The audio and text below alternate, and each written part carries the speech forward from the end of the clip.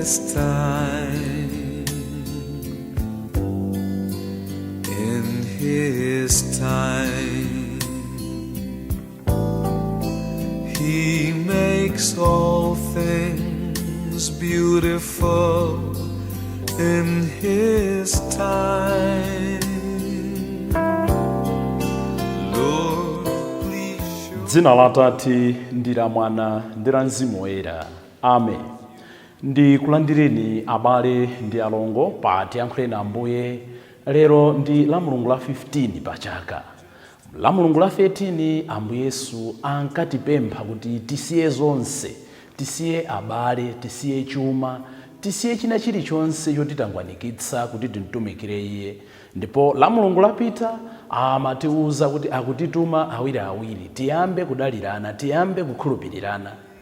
Titasiya zonse atatituma ngati gulu, lero akutipatsa chimene akutitumira, tionetse chikondi kwa wina ndi nzake.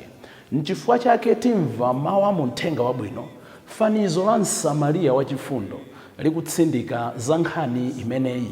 M'mawu oyamba Mose akufunsa motidandaulira kuti malamulo tili nawo, si nkhaniso yoti tichitafuna wina akatitsitsire ali nafe m'manja mwathu, sitisowa wina awoloke nyanja ukatitengera malamulo. Paulo Woyera polangiza mpingo wa ku Akolose akunena kuti Mulungu saoneka koma adaoneka mwa Yesu Khristu kuti akhale nafe. Kodi tikuonetsa bwanji chikondi kwa anzathu? Mawu athu oyamba akuchokera m'buku la Deuteronomy mutu wa 30 ndime ya 10 kulekeza 14. Amene akutiwerengera mawu oyamba ndi John Phiri, mtolankhani ku Radio Maria Malawi mu Diocese ya Mangochi. Ndipo mawu athu achiwiri akuchokera mkalata ya Paulo yolembera mpingo wa ku Akolose mutu wa 1 ndime ya 15 kulekeza 20. Amene akutiwerengera mawu achiwiri ndi Mwayi Pindani, mtolankhani ku Radio Maria Malawi mu Diocese ya Mangochi. Ndipo salimo yathu ndi salimo namba 68, funafunani Mulungu ndipo mudzalimbanso mtima. Mawu mu Uthenga Wabwino ndi monga adalembera Luka Woyera. Amene akutiwerengera Uthenga Wabwino komanso kutigawira mawu ndi Father Francis Damaseke, National Coordinator for Catholic Social Communications and Research Commission, ECM. Tiyeni abale ndi alongo tisinkhesinkhe limodzi. Mawu oyamba. Mawu a m'buku la Deuteronomy. Deuteronomy mutu 30 ndime 10 mpaka 14. Mose anawawuza anthu kuti, komatu muzidzamvera chauta Mulungu wanu ndi kusunga malamulo ndi malangizo ake onse amene ali m'buku lino la malamulo. Mutembenukire kwa Iye ndi mtima wanu wonse ndi moyo wanu wonse. Lamulo ndikukupatsani leroli silovuta kulimvetsa ndipo silapatali. Silili kumwamba kuti muzichita kuzifunsa kuti, kodi amene akwere kumwamba kukatitsitsira lamulo kuti tilimve ndani? Komanso silili patsidya la nyanja kuti muthe kufunsa kuti, kodi amene awoloke nyanja kukatitengera lamulo kuti tilimve ndani? Muli nalo pompano, mukulidziwa, mumalitchula ndipo mungathe kulitsata.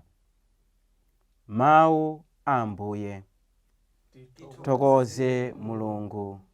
Mawu achiwiri. Mawu ankati Paulo Woyera kwa Akolose. Akolose mutu 1 ndime ya 15 mpaka 20.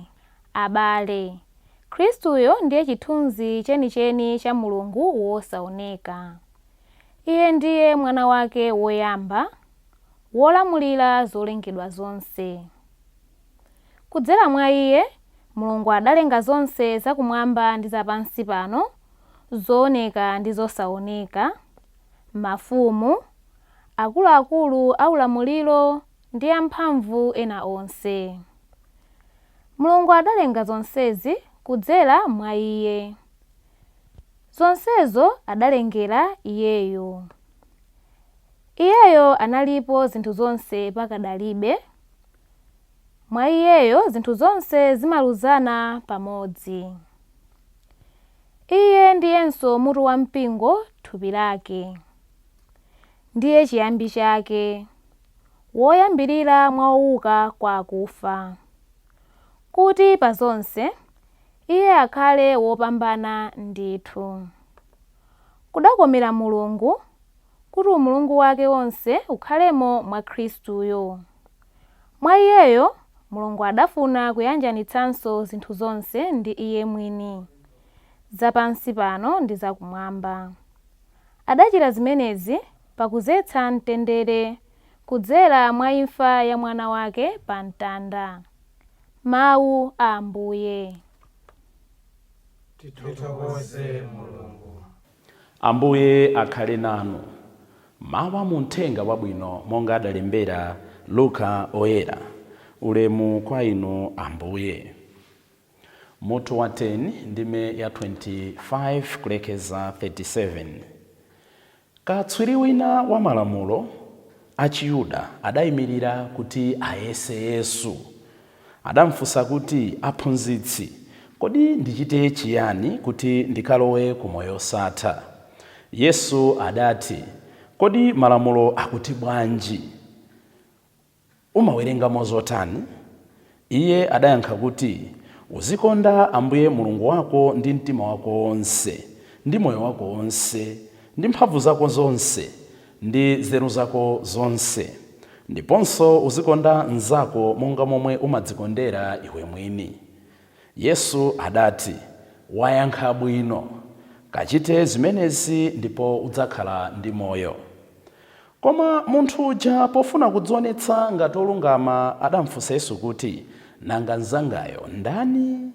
Apo Yesu adati, munthu wina anali kutsikira ku Yeriko kuchokera ku Yerusalemu. Panjira adakumana ndi achifwamba namgwira, adamvula zovala, nammenya ndi kunsiya ali pafupi kufa. Zidangochitika kuti wansembe wina anali kupita pa njira yomweyo, koma pamene adaona munthu uja adangolambalala. Chimodzimodzinso Mlevi wina, wantchito wa ku nyumba ya Mulungu, adafikanso pamalopo, ndipo pamene adaona munthu uja nayenso adangolambalala. Koma Msamariya wina adali pa ulendo wake, adafikanso pamalo pomwepo. Pamene adamuona adamvera chisoni. Atatero adamkweza bulu wake napita naye ku nyumba ya alendo. Namsamalira bwino. Mmawa mwake adatulutsa ndalama ziwiri nazipereka kwa mwini nyumba ya alendo ija. Adamuwuza kuti, msamalireni bwino, ndipo mukamwazanso ndalama zina ndidzakubwezerani pobwerera. Tsono Yesu adafunsa katswiri wa malamulo uja kuti, nanga ukuganiza bwanji? Mwa anthu atatuwa, ndani akadakhala ngati mnzake wa munthu uja amene achifwamba adamgwira? Iye adati, amene adanchitira chifundo uja. Yesu adamuwuza kuti, pita tsono nawenso ukachite chimodzimodzi. Mthenga wa Ambuye. Ulemu kwa inu Ambuye Yesu Khristu. Pita tsono nawenso ukachite chimodzimodzi. Amaliza choncho Ambuye Yesu. Lero akutituma kuti tikumbutsire zimene Iye amayembekeza mwa ife, kuchitirana chifundo, kulezerana mtima, kusapereka zifukwa pochita zabwino. Katswiri wina wa malamulo, ndipo tamva amene Luka akufotokozera, adapita kwa Yesu ndi cholinga choti amuyese. Aphunzitsa bwino, ndichite chani kuti ndikalowe ku moyo osatha? Nde Yesu akumuwuza kuti malamulo ukuwadziwa, malamulo umawerenga, tandifotokozere malamulo akuti chiyani. Nthawi zonse tiziti zinthu zikatithina, tizibwera pamaso pa Mulungu nkunena kuti zandithina ndichite chiyani. Mulungu samanyinyirika, Mulungu satopa, Mulungu salephera kutionetsa njira. akumonetsa njira malembo akuti chani. The only difference chimenenso mwina inu ndine timabwereza nkumafunsa zinthu tikudziwa kale ma answer ake, amati kufunsa chinyezi mbafa. Ndambo Yesu akumuza kuti malembo akuti chani, ndejo wapangana leti bwinobwino mmene malembo akunenera. Yesu akukondwa naye, akugoma naye, akusangalatsidwa naye kuti akuwafotokoza bwino malemba. The only mistake, implication ya zimene amawerengayo ikukanika. Akukanika kukwaniritsa zimene malembo amanena mwa iye. Tachuluka ambiri, kandi fansembe, kandi asisteri, akristu, akatukumeni, tonse amene timakhulupirira. Ambiri tidaloweza mavesi. Ena ndithu amatha kuyima pachulu nkumafotokoza Bible lija, Genesis to chivumbulutso, word by word. Oti akakutchulira kuti Mateo 6 ndi 8, akakutchulira kuti Yohane 20 ndi 23, akakutchulira kuti Genesis 31 ndi 8, amakhala ndende. Akamayimba nyimbo za kwaya zija, ndipo Anania ndi Safira anaguli, nkumalifotokoza ife nkumava kukoma. Koma the question is, zimene ndikulalika, zimene mumayimba, zimene tidaloweza, zimene timatchula za masalimo aja, tikamati chauta ndo achifundo, tamandani Mulungu pakuti chikondi chake nchamuyaya, Aisraeli anene kuti timakakwaniritsa. Uyu katswiri wa malamulo amadziwa, adaloweza, amachula, amadziwa. Komano ikakwana nthawi yokwaniritsa, ndimene inamukanika, ndimene inamuvuta. Ambiri mwa ife kukwaniritsa kumativuta. Ambuye Yesu lero akunena kuti nyimbo zimene timayimba, ulaliki umene ndikulalika, ntchito zimene timazitchula, let us put them into action. Mawoka sokwanira ayi. Chachiwiri ndi munthu uyu amene tikamawerenga akatswiri onenera za Bible amati anali wachinyamata, katswiri wa malamulo koma wachinyamata. Kachiwiri Ambuye atamuwuza kuti ukatenge chuma chako ukagulitse ndi kukapatsa anthu osauka. Timamva kuti iye anachoka, anakhumudwa, anapsa mtima, zitheka bwanji. Ambiri timakhumudwa Mulungu akapanga demand of us. Nde akufunsa mongozembera tsopano kuti zioneke ngati kuti zimene akuthawazo sindizo ayi.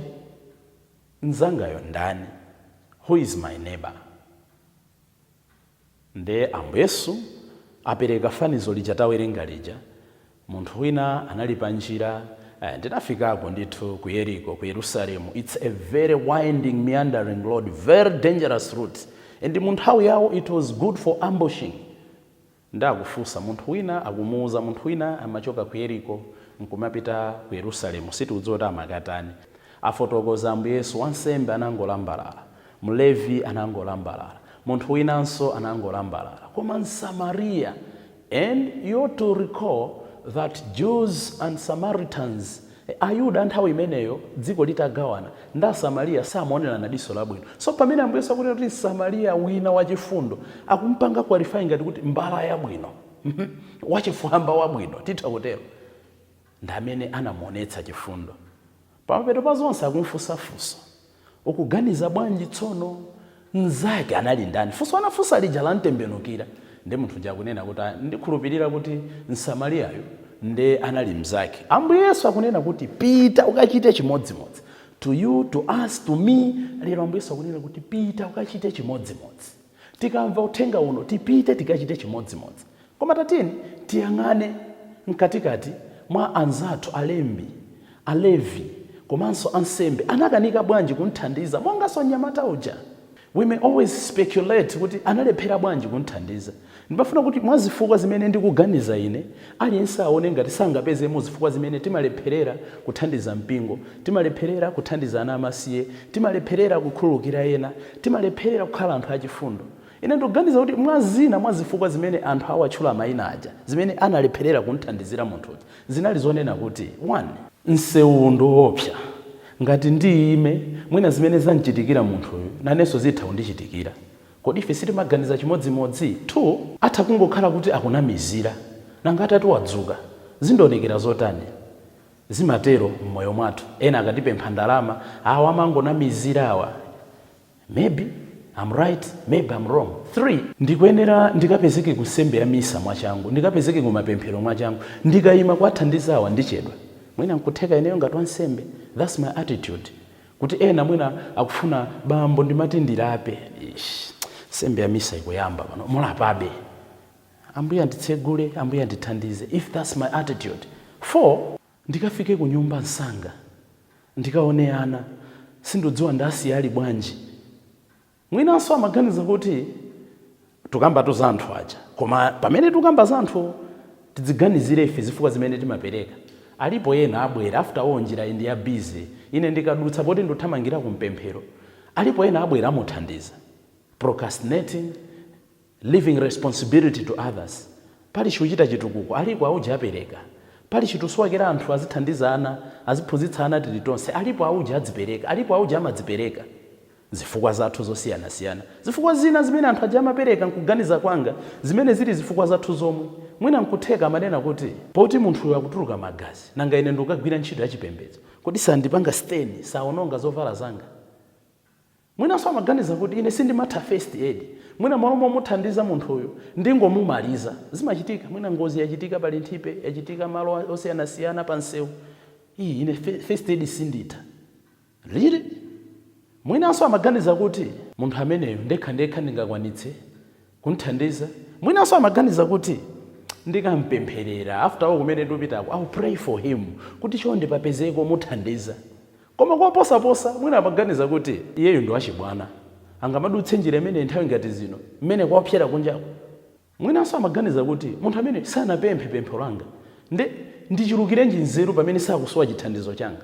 Koma ndimafuna kuti poganiza nkhani ya msamariya wachifundo nkuona mmene chikondi timachikwaniritsa m'moyo mwathu, tikhale nawo maganizo a German philosopher dzina lake Martin Buber, amene anena kuti nthawi zonse m'moyo uno tizipanga project the I into the thou, kuti ndizitenga moyo wanga nkulowetsa m'moyo wa wina. Izi ndi zimene msamariya uja wachifundo anapanga, kuti ngati ineyo sindimuthandiza anatenga moyo wake nkunena kuti zimene zikumuchitikira iyeyo zitati zindichitikire ine ndipanga bwanji. So he took the I and projected it into the thou. Nde golden rule ija amanena kuti zomwe mukufuna ena akuchitireni inuyo mwachitire iwo. Nzimene anachita msamariya wachifundo. Tate ndikhale nawo moyo umene onena kuti zimene ndimafuna ena atamandichitira ine ndazichitira zomwezo. Ngati sindimafuna ena azindijeda ndisiye kujeda. Ngati ndimafuna kuti ena azindiyamikira ndiphunzire kuyamikira ena. Ngati ndimafuna ena azindithandiza ndiphunzire kuthandiza ena. Ngati ndimafuna kuti ena azindikhululukira ndiphunzire kukhululukira ena. Ngati ndimafuna kuti ena azikhala okondwa ndiphunzire kupangitsa ena kukhala okondwa. Tikuphunzira chani mfanizo wa msamariya wachifundo? Tiphunzire kusiya kunena kuti ndapangapo kokwanira ena apangeko. Chimenecho si Chikhristu, chimenecho si chikunja, umenewo ndi Satana. Tiphunzire to be involved pamene zinthu zikuchitika. Pali chitukuko pa church titenge nawo mbali. Tikumva anthu akupemphera tiyeni ngakhale sampingo wathu kati lipa galimoto kuchepetsa speed, kupereka ulemu wake, katakhala mpingo otani. Learn to be involved. Osati kwa aneba akupemphera poti nda Zion kukweza radio, kwa aneba akupemphera poti nda Katolika kukweza ku radio. Kenaka tichotse imene amati ma prejudices. Awa nda Katolika anduza chani, awa nda DPP atuza chani, awa nda MCP atuza chani, awa nda Chewa atuza chani, awa nda Tumbuka atuza chani, awa nda Asilamu angatiphunzitse chani. Learn to treat each case as it is. Msamariya wachifundo akutiphunzitsa kuti chifundo chimachitika pamene moyo wanga wakhala malo mwa moyo wa anthu enawo. Tapempha Ambuye tsiku la lero. Mose watiuza m'mawu oyamba malamulo sali nafe patali. Sitikusowa wina achita kuwoloka nyanja kapena kukwera kumapiri, ali m'manja mwathu, ali mu mtima mwathu. Tiphunzire kudzidalira. Paulo kwa Kolose watilangiza nkhope ya Mulungu osanduka munthu ili mwa anzathu. Lero pokhala nawo mtima wachifundo tikwaniritsa zimene Ambuye adanena kuti ndidali ndi njala mudandiyendera, ndidali wa maliseche mudandiveka. Ndikufunireni la Mulungu lopambana pamene tsopano tikupita ndi mawu aja amene Ambuye watiuza kuti pitani kachiteni chimodzimodzi. Muchita chani tsiku la lero? M'dzina la Atate ndi la Mwana ndi la Mzimu Woyera. Amen. Lord, my life to you I bring. May each song I have to sing be to